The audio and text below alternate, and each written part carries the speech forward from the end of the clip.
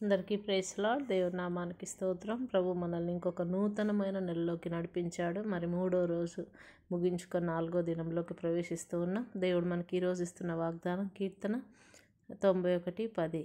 ఏ తెగులు నీ గుడారము సమీపించదు. ఆమేన్. దేవుడు చెప్తూ ఉన్నాడు, ఏ తెగులు కూడా నీ గుడారము సమీపించదని.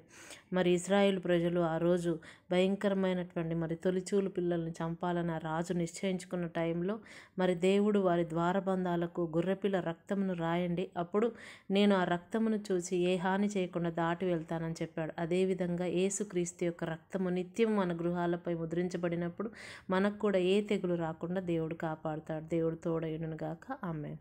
ప్రార్థన. స్తోత్రం నాయన, పరిశుద్ధులైన తండ్రి, నీకు వందనాలయ్య. మాకు ఈరోజు వాగ్దానం ఇచ్చి ఉన్నావు నాయన.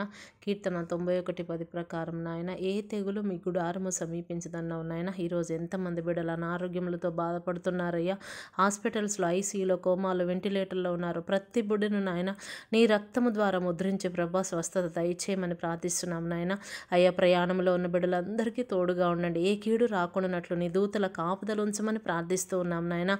ఇంకా ఎంతమంది బిడ్డలైతే ప్రభా దిక్కుతోచని పరిస్థితిలో ఉన్నారు, ప్రతి బిడ్డకు నువ్వు తోడై ఉండండి ప్రభా.